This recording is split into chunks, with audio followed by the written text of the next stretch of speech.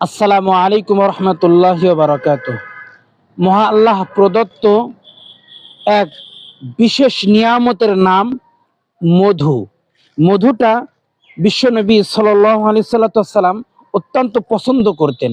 আর এই মধুটা হাজারো পুষ্টিগুণে ভরপুর। এটা আমাদের কাছে একদম অল্প সীমিত পরিমাণে স্টক আছে, হয়তোবা মাত্র 2-1 কেজি। কারণ আমরা দিচ্ছি একদম পিওর অরিজিনালটা, খাঁটিটা দিচ্ছি আপনাদেরকে।